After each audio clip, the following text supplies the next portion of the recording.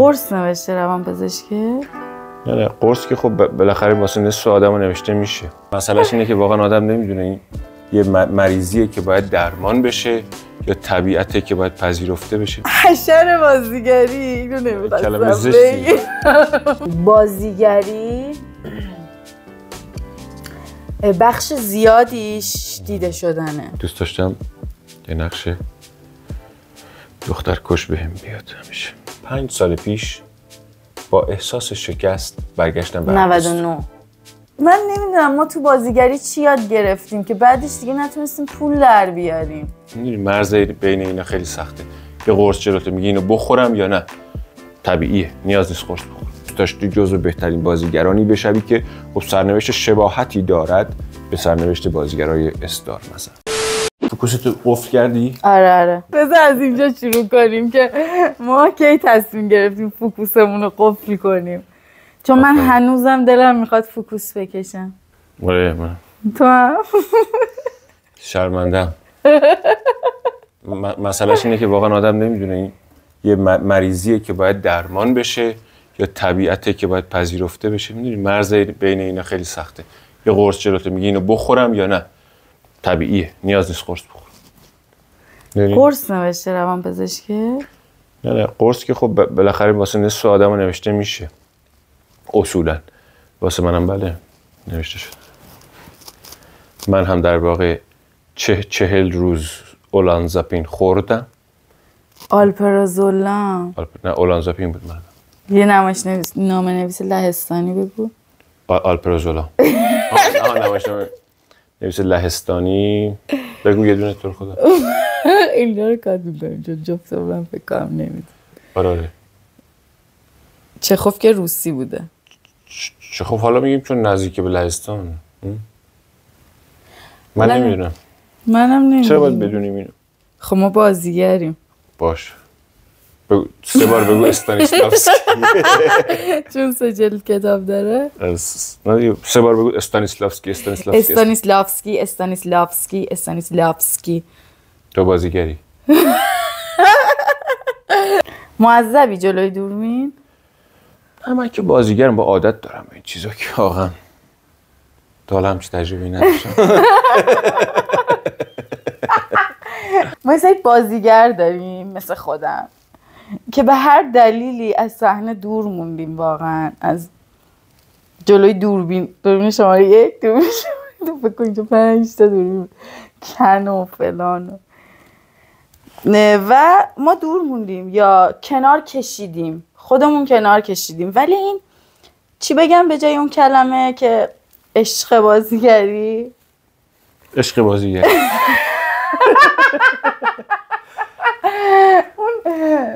اون حشر بازیگری اینو نمی‌خواستم کلمه زشتی. حول بازیگری بودن. حول دیده شدن در ما خاموش. خیلی توهین آمیزه حول ولی خب چاره‌ای نیست چون چیزیه به ذهنمون نمیاد. آره. در ما خاموش نمی‌شود.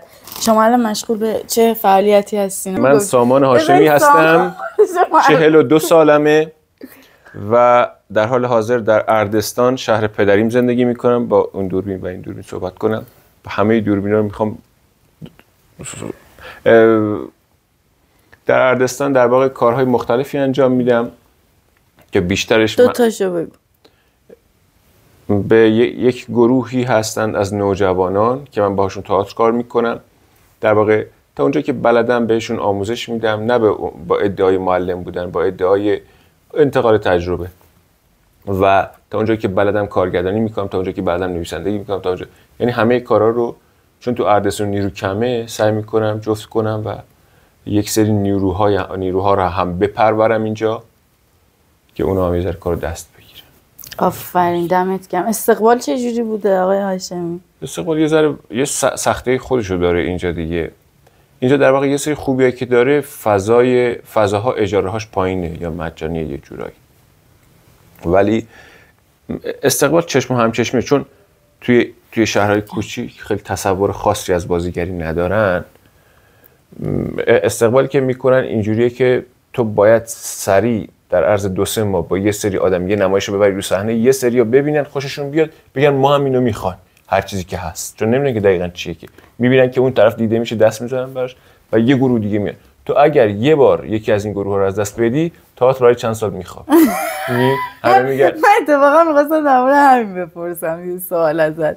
آره که آقا تو به عنوان یک فردی که از این مثلا شهر و دیاری پا شدی بری بازیگر شی، حالا نشده برگشتی فلان داری این کار رو میکنی، چطور میتونی تضمین بدی به اون نوجوانی که داره شروع میکنه تا بخواد این مسیر تخمی رو بره و در نهایت نرسی؟ یعنی تویی که نرسیدی چطور میتونی بهش بگی برو میرسی؟ حرف قشنگی زدی، خیلی این حرف تو خیلی من به این فکر کردم.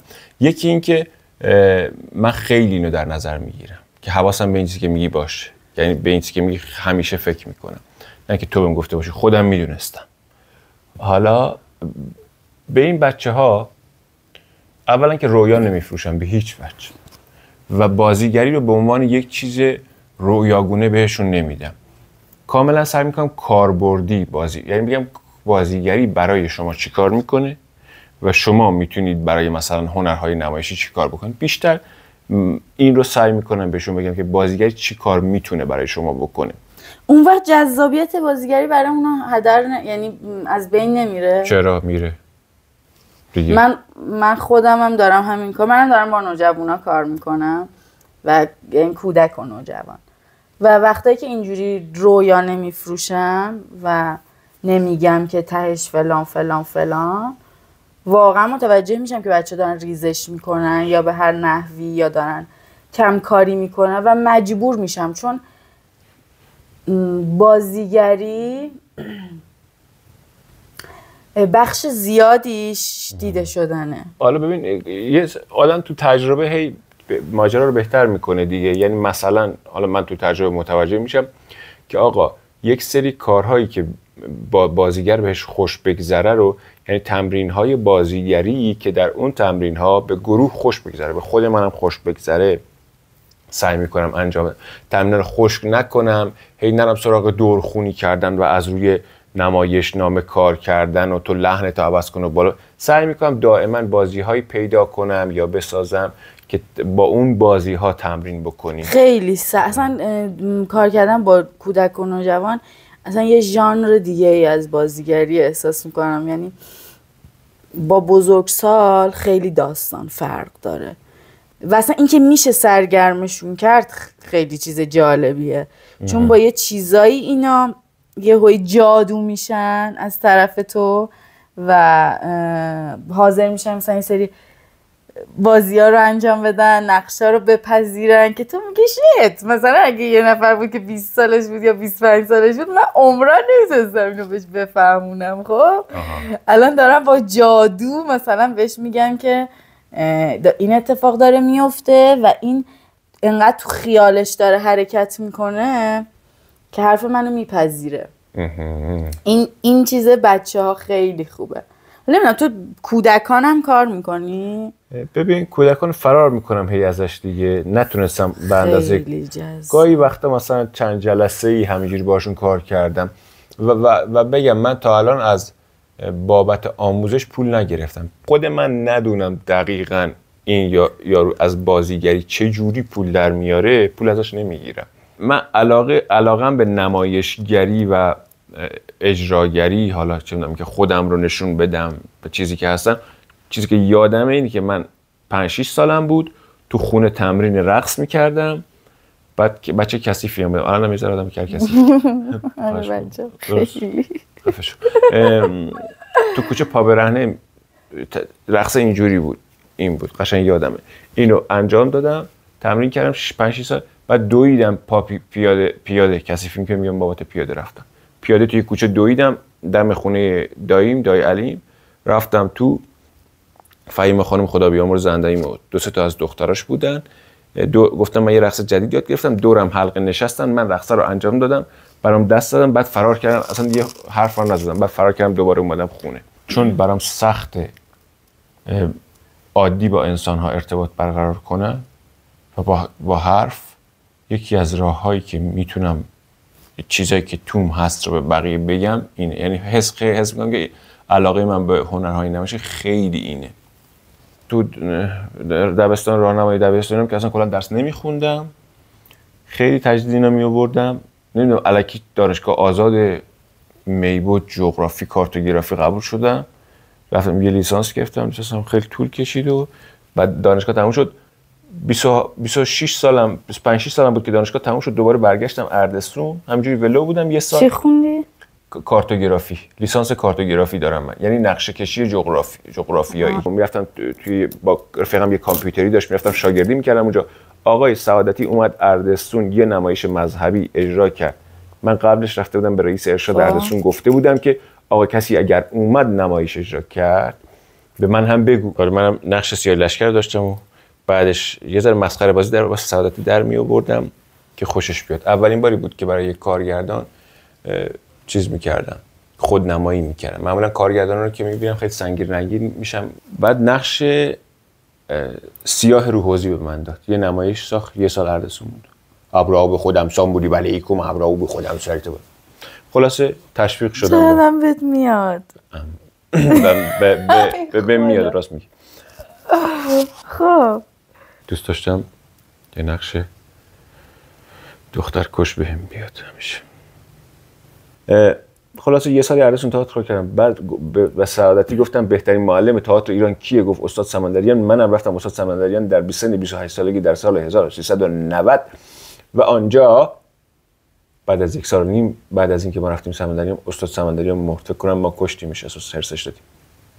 و بعد اومدم و تو تهران ولو بودم و یه نمایشی بازی میکردم به میدادن و 5 سال پیش با احساس شکست برگشتم به 99 5 سال و نیم پیش اومدم اردستون. احساس شکست میکردم از همه جا. هنوزم احساس شکست میکنم.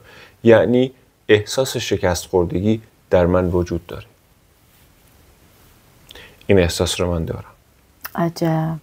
و اگر دقت کرده باشی وقتی یک نفر به من یک ایراد نداد، تو اینو احساس کردی یا نه، ولی حس میکنم که وقتی به من یه ایرادی میگیرن یا نصیحتی میکنن توی این مدت اخیر به هم میریزم. یعنی به خاطر اونه، چون مثلا من اون داستانو نتونستم. آدم وقتی احساس میکنه که ناتوان بوده از کاری که باید انجام میداده، هر ایراد کوچیک ازش بهش بگیرن دیگه میدونی حساس میشه، همش سری فرو میریزه با یه بشکن. و من دائما در حال فرو ریختن. ان شاءالله که زنده میمونم و روزی رو میبینم که از این حالت در اومدم. صلوات. کی از این حالت در میای به نظرت؟ وقتی نقش بازی کنی؟ وقتی بازیگری کنی؟ فکر نمی کنم مربوط به اون باشه. چیه؟ چون اون آرزوی واقعی نیست. میدونی؟ وقتی آرزو واقعی نیست همیشه تو رو در حسرت نگه میداره. دارم میخواد یه کار عجیب غریب کنم. میدونی تحمل اینو ندارم که این مصاحبه جدی باشه. میخوای بعد تنوع جامونو عوض کنی؟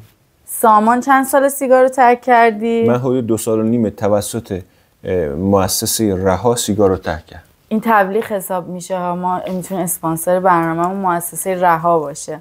اگه پول بدن خیلی خوبه. آره ما فقط برای پول داریم زندگی میکنیم دیگه. من نمیدونم ما تو بازیگری چی یاد گرفتیم که بعدش دیگه نتونستیم پول در بیاریم. من نمیتونم پول در بیارم. بعد مثلا میگم بیام اون فلانی که مثلا احساس میکنم از من گیج‌تره، خب بعد اون آدمه داره مثلا مای 60 تومن 70 تومن مثلا در بدترین حالت در میاره. بعد من میگم خب اون مگه چی کار داره میکنه که من نمیتونم؟ خب بعد میگم خب مثلا نقششو بازی کنم دیگه. من که بازیگری بلدم، مثلا نقششو بازی کنم.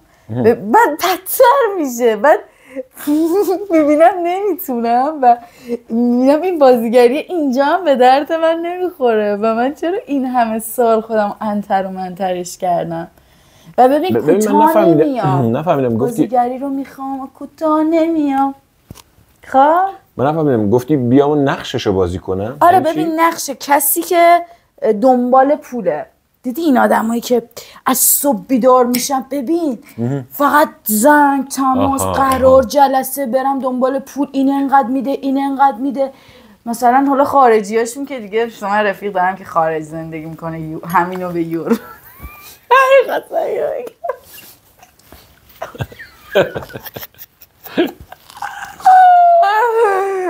خب بعد این مثلا میگم خب بیام منم یه کاری روی شغلی رو انتخاب کنم که پولدار شم، بنابراین باید مثل اونا زندگی کنم علی‌رغم میل باطنیم. خب علی‌رغم میل باطنیم هم خیلی کتابی و ادبیاتی بود. نه قشنگ علی‌رغم میل خیلی قشنگ. آناناسش هم شیرین نیست. آناناس گرونه دیگه، حالا هر چیزی شیرین نیست. خوبی نسبت به میوه‌های دیگه نداره، فقط مسئلهش اینه که گرون‌تره دیگه. نباید خوشمزه‌تر باشه یا بهتر باشه. دستت در نکنه. به خدا زحمت کشیدی. آره بعد نمیتونم. بعد این بیشتر کفر منو در میاره. نمیتونی پول در بیاری، درسته؟ آره نمیتونم اصلا.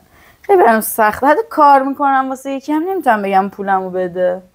ببین کلا گذاشتیش کنار، یعنی از مخیلت حذف کردی یا نه؟ نه عوض شده. ببین عوض شدنش خیلی شبیه به قبلی است، منتها با یک رویکرد دیگه. قبلا به این فکر میکردم که خب اگر من یه بازیگر مشهور بشم در مثلا سینما، پول دارم، اعتبار رو دارم، نمیدونم شهرت رو دارم و اون موقع میتونم کارهایی که خودم علاقه دارم و بهشون برسم چون برای پول رو دارم.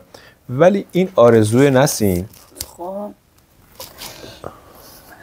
ببین من قبلا بعد این آرزویی که داشتم برای بازیگر سینمایی مشهور و پولدار و با معتبر و غیره، این خودم حس میکردم که واقعا من اینو دلم نمیخواد.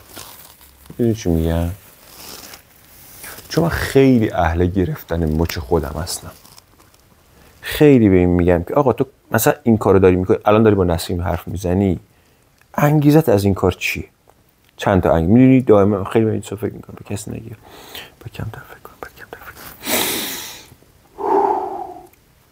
بعد حس میکردم، یعنی به درون خودم که مراجعه میکردم میدم اینو من واقعا نمیخوامش. مثلا چه میدونم، مثل بهروز وثوقی بشم، مثل نمیدونم شهاب حسینی. من خیلی دلم میخواست مثلا بشم مثل اونا، نه ولی نسیم ایمانی بشم.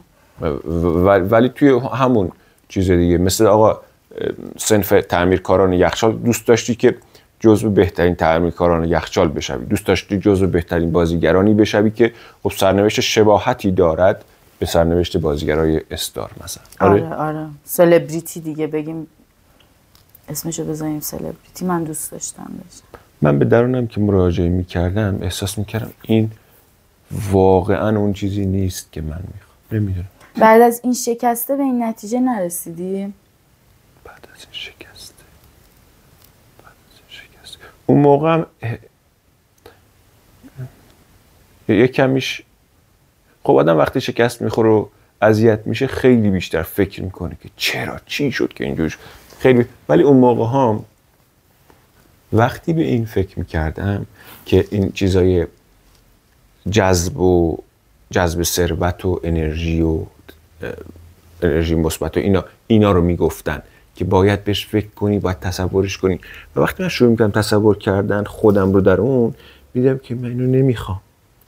و هرچی فکر میکنم که من چی میخوام نمیفهمیدم. خیلی از این جذب ثروت مروت آفرین یه خلایی بعدش میفهم. منم اینجوری بودم. انگار چیزی که میخواستم مبهم بود، نمیتونستم واضح به وضوح برسونم. فلو بود، نمیتونستم فوکوسش کنم. فلو you know. وای خیلی حرفای سنگینی میزنیم و من باید بهش فکر کنم. برو تو اتاق بهش فکر کنم. با مخاطبان محترم یه مقدار سرگرمشون کنم. مخاطبان محترم، این یک نخه و این یک سوزن. نگو دیگه، خودشون باید بفهمن. درست انجام بدی خودشون بفهم.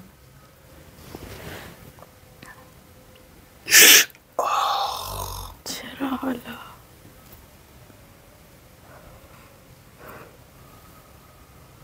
خیلی خوشحالم که اینو بلدم. میدونی چرا؟ چون هر وقت مثلا یکی به برسه بگه که خب با لهجه از بازیگری چی یاد گرفتی، دوست دارم اینو با لهجه اردسونی بگم. از بازیگری چی بلدی عمو؟ بعد من این کارو براش انجام میدم. میگم وا چقدر بازیگر خوبی هستی. من یکی از دانش آموزام 10 جلسه اومده کلاس بازیگری و الان مثلا تازه بهشون متن دادم. میگه که خانم ما دیگه نمیایم. گفتم پس چرا نمیای بی خود؟ گفت مامانم گفته هنوز من در تو تحول و تغییر ندیدم، اگه هنوز تغییر و تحولی نبینم نمیذارم بری. گفتم چی میخواستی؟ مثلا بلک سوان باید بازی میکردی؟ 10 جلسه تو مدرسه 10 تا 1 ساعت اومدی سر کلاس بازیگری، اونم اولش که درگیر این بودیم که غذا تو خوردی یا نه، آخرش هم درگیر این بودیم که سرویست اومد یا نه. اصلا مسئله در آموزش، پرورش و تربیت کودکان و خردسالان نوجوانان خیلی بچه بااستعدادی تربیت اون کودکان و نوجوانان نیست، راضی کردن پدر مادرشونه. بچه نمیذاری حرفمو تموم کنم. یه لحظه ببخشید یه بار دیگه بگو. میگم اصلا مسئله در آموزش، پرورش و تربیت کودکان و نوجوانان و خردسالان اینا تأثیر مثبت روی اونا گذاشتن نیست، راضی کردن والدینشون کلا. آفرین. ماجرا اینه، یعنی پدر مادر باید راضی باشد، آینده بچه اهمیتی ندارد. من قراره با بازیگرا صحبت کنم، بازیگرایی که فراموش شدن، بازیگرایی که هنوز دلشون میخواد بازیگر بشن، بعد بازیگرایی که حسرت دارن. آفرین، حسرت دارن. بازیگرایی که انگار رؤیاشون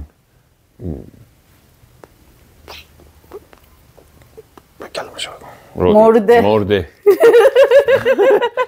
انگار به اون رویایی که داشتن نرسیدن. آره. و یا اینکه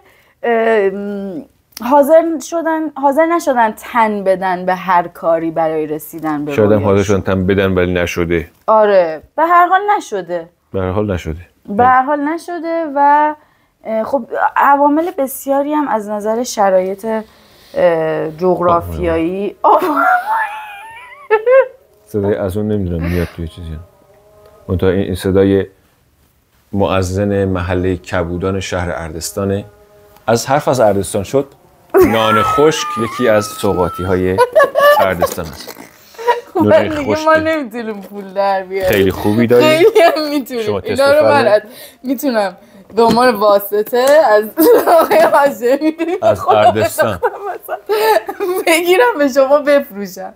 ولی به نظر من سابسکرایب کنید، فالو کنید و کامنت بذارید که من مجبور نشم با فروختن نون خوب اردستان نون شبم رو در بیارم. دمتون گرم. ماچ به روی ماهتون. ولی ادامه داره هنوز داستان. گربه ها وقتی مامان گربه ها وقتی بچه هاشون میخوان صدا بکنن چه جوری میاو میکنن؟ من بازیگرم دیگه. شنیده بودیم؟ این چیه وردی گذاشتی؟ این یک ببره که چون در صورتش حماقت داره من خوشحال میکنه. یعنی فکر کنم تنها نیستم توی خونه. یعنی یه احمق دیگه هم هست غیر از من. یه احمق دست با چلفتی که خیلی هم موفق نیست و به این که نگاه میکنم احساس تنهایی نمیکنم.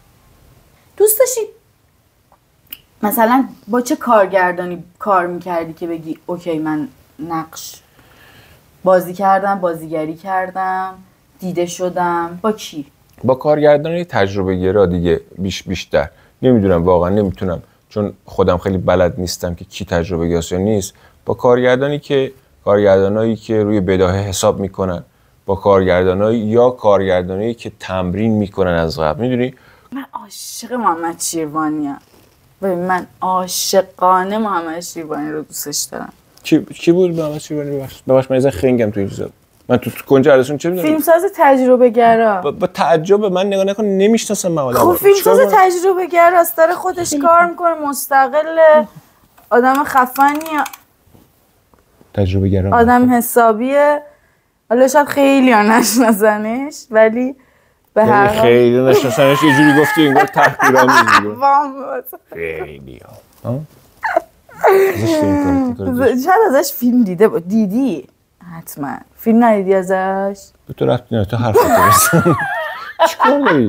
شاید دیده باشم یادم نیست. من رفتم تو یه جلسه‌ای که یه سری آدم جمع شده بودن برای خوندن کتاب کایدو سینمای عباس کیارستمی. یعنی کتابیه که در مورد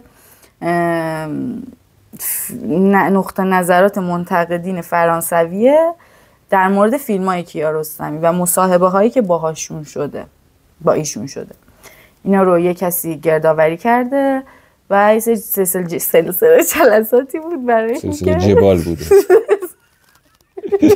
بعد که نویدپور محمد رضا این جلسات رو داشتش هدایت میکرد. بعد جلسه آخر گفت ما یه مهمان داریم. من نشسته بودم رو صندلی، مهمان اومد، محمد شیروانی. ببین قلمم خوبتر بردم ادایی تو.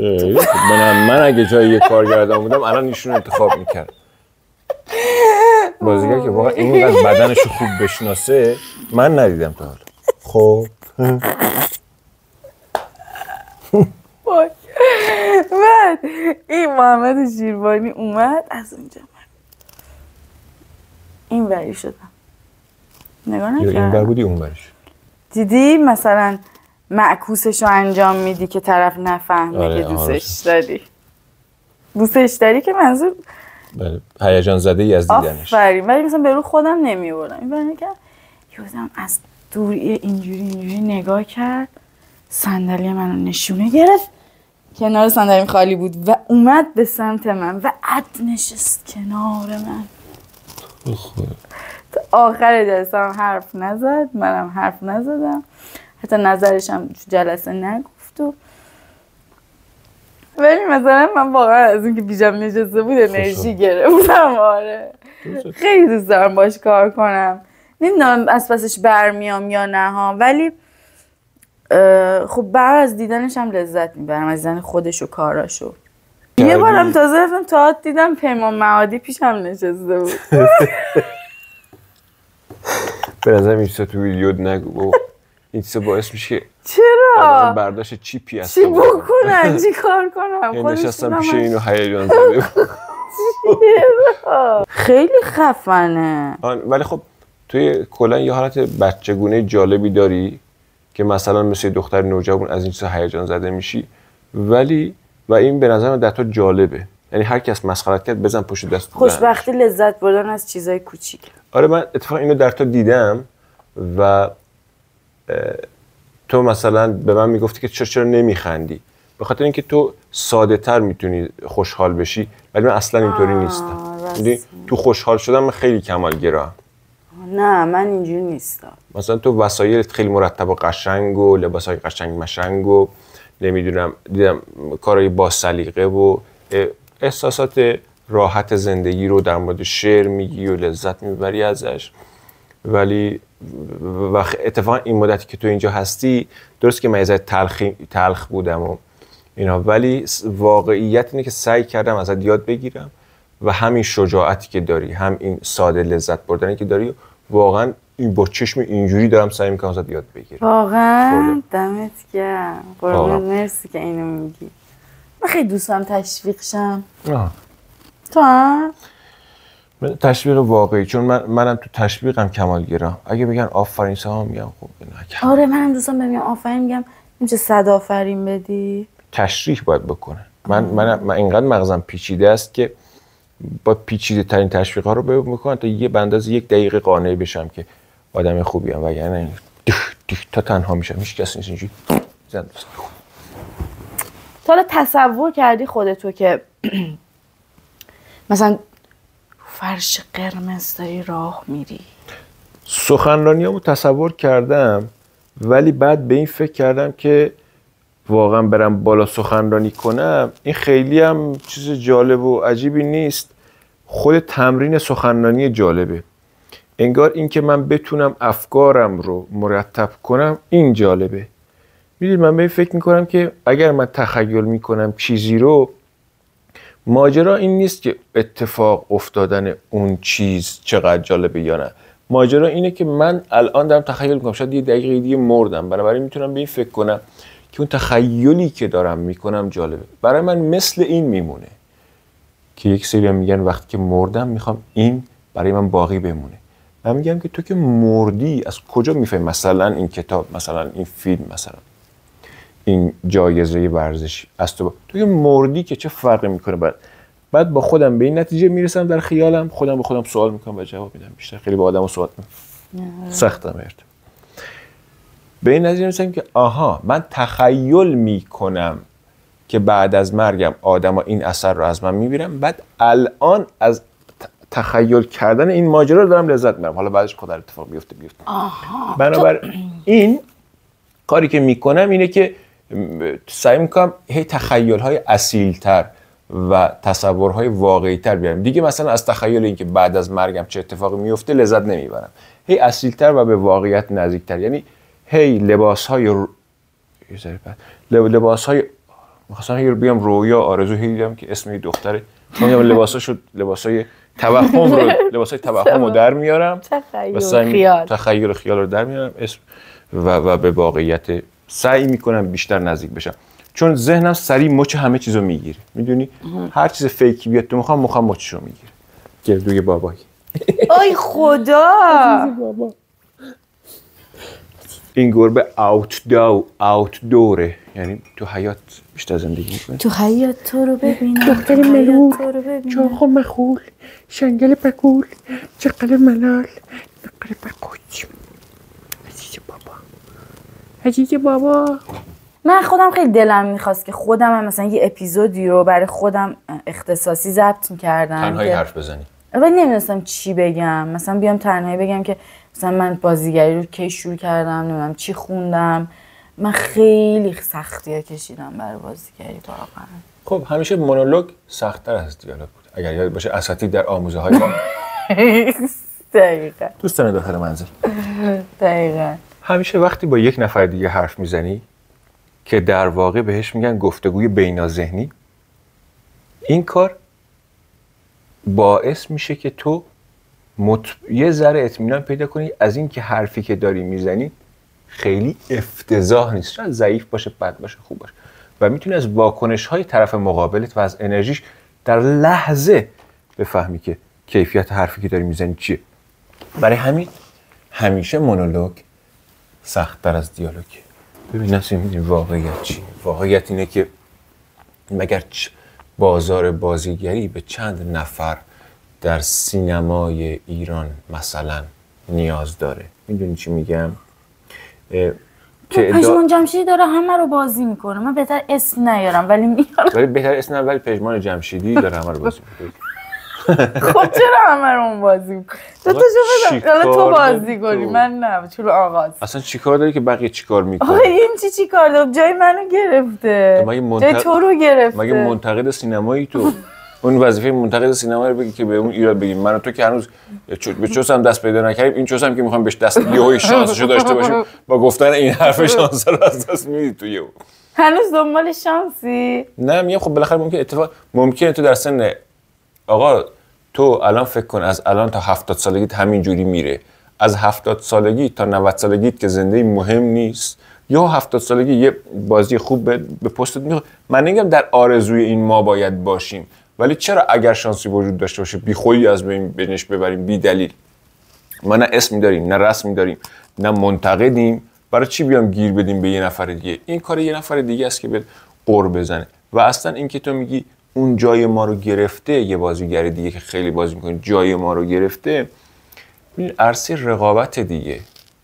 چی میگم؟ تو رقابت میکنی و یک چیزی، مسئله اینه که ما باید واقعی به ماجراها نگاه کنیم. من خیلی چیزا از دست دادم به خاطر بازیگر شدن. یعنی اون وقت اگه میذاشتن برای پول در آوردن، چه میدونم برای کتاب خوندن، فقط نویسنده شدن، چه میدونم عکاس شدن، حتما بهش میرسیدم. ولی اومدم توی این راهه و از همه چیز واموندم واقعا. حتی زندگیم هم از دست دادم. خیلی بر من زور داشت.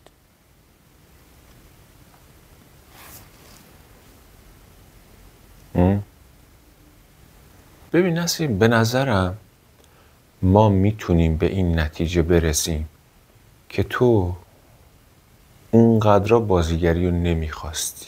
چرا به این نتیجه من میرسم؟ چون واقعا تو عاشق شدی و میدونی که آدم وقتی عاشق یه چیزه، یعنی اون چیز جذبه خیلی شدید براش داره، خیلی بیشتر از این حرفایی تلاش میکنی که مثلا تو برای بازیگری تلاش کردی. درسته؟ نه، من تا جایی تلاش میکنم که غرورم خدشه دار نشه. آره. من مثلا عاشق میشم و ببینم محلم نمیدونم. البته نمیدونم. آخه ببین تلاشم هم کردم. آخه ممکنه توی عاشق شدنم وصلی اتفاق نیفته. خب توی تلاش کنی خب یه جایی میگی ندی که آقا دیگه تلاش نمیکنم براش. واسه بازیگری هم من این کارو کردم. منم نرفتم مثلا اولین ورکشاپ بازیگری که برم ببینم به من نقش ندادن خدافظ. من بارها رفتم تو پلاتو مجانی کار کردم، گفتم باشه اشکالی نداره، ورکشاپ اینم برو، اونجا هم برو، نمیدونم دم اون یکی هم بگیر، نمیدونم با اونم یه ارتباطی برقرار کن، شاید شد. میدونستی که تو بازیگری میگن گربه باشید. استاد علیزاد به ما گفت. به ما گفتن ببر باشید. یه سری از بچه‌ها بهشون گفته بودن میمون باشید. اونایی که میمون بودن همشون بالا. ما اشتباه کردیم ببر گربه شدیم. حالا من بازیگر جدید میشم خیلی میکسش میشم ببر و گربه، مثلا اونا هم جالبه. کجا نه حالا اینو هیچ وقت نمیتونیم به زور نگه. توی متدای جدید میدونم، ولی چون گفتی که نزارش زمین یه قورباغه باشید تو متد جدید. خیلی چیزا میگن باشین تو بازیگر نباشین فقط. یه اتودی ما میزدیم به اسم عزلت در عام. فکر میگی عزگل. خب نه، عزلت در عام. عزلت در عام. یه لحظه یاد این افتادم که مثلا باید میرفتی یه جا میشستی، یعنی مثلا همه نشسته بودن تو مثلا انگار تو اتاق تنهایی یا تو هر مکانی که دوست داری تنهایی و بقیه میخواستن ببینن که تو چی کار میکنی. عموما یه شلوارشون رو در می‌آوردن یا مثلا سوتیانشون رو در می‌آوردن. مثلا میگم ما خیلی رها هستیم و اینا تشویق میشدن. تو ممکنه در خلوت خودت جلوی بقیه انگار تنها. آره، نه فقط نشون دادن اینا، لا بعدا نه این همه جا بگیرن بازیگر شلوارشون در میارن فلان. یه مثال اغراق‌آمیز بود. من همچین چیزی ندیدم. حالا شاید اگه بخوای در بیارن در مورد خودت همه جا در میارن. دکتر میری آمپول میزنی شلوارتو در میاری. نه بله خب فرق میکنه. اهدافش متفاوته. آره حتما نباید لخشی که بعد بدم میومد که اونا تشویق میشدن. کسی که لخ میشدن؟ آره. اون ورکشاپ خیلی ورکشاپ تخمی بود که من رفتم. خیلی اگه دوباره گذاشتن همینجا میام تو یوتیوب میگم که نرید این ورکشاپو شرکت نکن. نه لوشون بدید. چرا لوشون ندم؟ بگیرن. همینا ما رو این شکلی کردن. نه ببین میتونی تو به نظرم میتونیم تو همین ورکشاپ در مورد اینکه چرا این تمرین ها اونقدر هم تاثیر ندارن حرف بزنیم. نه من به اون تمرینش کاری ندارم، به اون آدمش کار دارم که وقت ما رو الکی گرفت. یعنی هدفش یاد دادن نبود. هدفش این بود که یه سری مرید جمع کنه و به کسایی بها بده که براش منفعت دارن و من نیستم این ورکشاپ ها رو نمیتونم. میدونی اینا تو مخ منن. یعنی منافع لذت گرایانه داشت؟ بله براشون منافع داشتن، چه اقتصادی چه لذت جویانه. آره چه منافعی. یعنی از نظر ایشون بازیگری لذت داشته نه حرمت. سوء استفاده میکرد از گذاشتن الان خیلی اینجوری شدن. خب کارگردان بازیگر فقط به خاطر اینکه ما انقدر بهشون بال و پر دادیم گنده و گنده تر. تمرینی که بازیگری در عزلت یعنی چی؟ یعنی که تو بدونی جلوی دوربین یه صحنه یه طوری بازی کنی که انگار نه انگار که داره تماشاگر نگاهت میکنه. برای این هدف هست. حالا برای این هدف تمرینای خیلی بهتری وجود داره نسبت به تمرینای مثل لخ شدن در میون جمع و اینها. اگر اون تمرین رو توی گروه مطمئن و با شرایط مطمئن انجام دادید به نظر منم حالا نمیدونم اوکی یا هر چیزی ولی تمرین هایی مثل این که شما بیاید قسمتی از زندگی واقعیتون رو جلوی بقیه اتوت کنید. این بیشتر تمرین بازیگریه تا اون. چرا؟ چون اینجوری شما مستقیم‌تر دارین تمرین بازیگری میکنید. از یوتبین بگو برامون. یوتبین، من خیلی فکر کردم که بهترین راه برای اینکه هنر در اردسان افزایش پیدا کنید چیه؟ یعنی هم کمیتش، هم از لحاظ کیفی، هم از لحاظ کمی. یوتبین رو، یعنی یه خونه سال‌هاست فکر کردم که اجاره کنم، تقریبا دارم اجاره کردم و یه کارایی دارم میکنم برای اینکه اونجا رو یه باشگاه فرهنگی هنری بکنم. باشگاه قشنگ نه، خانه فرهنگ و هنر. بله. نه باشگاه فرهنگی هنری میشه شبیه اینا که شهرداری میزنه.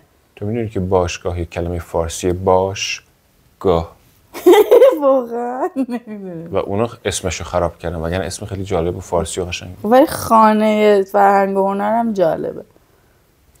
یوتبین به زبون اردستانی یعنی جای بودن. نون خوش کرده است. خواهی بگم موتیف به خدا اگه یه دونه ازمون بخرن یه بسته. اینجا خیلی خوف داره. من شاید برگردم که خوی خیلی بد بازی کردم. بچه اینجا یوتبینه. اینجا که بهتون گفتم سامان توی یوتبین یک جایی برای بودن میخواد نبودنش رو تجربه کنه. دست بزنید برای سامان عزیز و رورانس. یوشی اویدا یه کتابی داره به اسم بازیگر نامرئی. بعد اونجا چی میگه؟ میگه که وقتی یه بازیگر میخواد به ماه اشاره کنه، تو به من اشاره کن.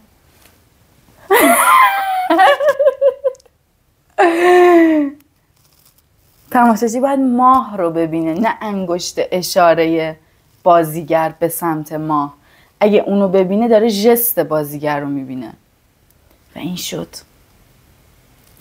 این ایده که تو اسم این کانال رو بذاری بازیگر نامرئی. نه این خب توی بازیگری که میکردم به این توجه میکردم دیگه. این کلا من از صبح که بیدار میشم فقط دارم به این فکر میکنم که این کجای زندگی من شبیه بازیگریه، چی از توش میتونم در بیارم. این گاهی وقتا مثلا یه سری از حسام و احساساتم رو نادیده میگیرم، یعنی سرکوب میکنم فقط به این دلیل که بتونم بفهمم چیش بازیگریه. این دوزای مختلف رو بتونم کنترل کنم، خشم رو، عصبانیت رو، عشق ورزیدن رو، مهربانی و گاهی وقتا خیلی زیاد انجامش میدم که ببینم تهش چیه، گاهی وقت خیلی کم انجامش میدم که ببینم باز تهش چیه.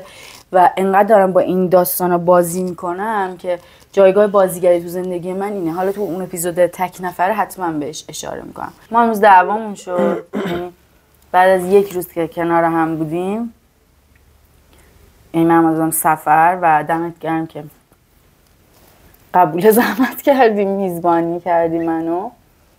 صبح دعوامون شد، یعنی یه جوری که مثلا میخواست کلا دوستی و رفاقت و همه چی رو ببریم زیر سوال و من میخواستم برگردم، ولی با هم صحبت کردیم و حل کردیم داستانو و امروز خیلی روز خوشی بود و تهش هم خوشتر بود که این اپیزود رو نظر من ضبط کردیم. دقیقاً همیشه بعد از دعواها انسان‌ها به هم نزدیک‌تر میشن. آره و همین دیگه. حرف دیگه ای نداری بزنی؟ حرف؟ نه. میخوای یه رورانس بدی؟ این اصلا میتونیم امان آداب اینجا بذار از همه مهمونا بخوام که رورانس برن.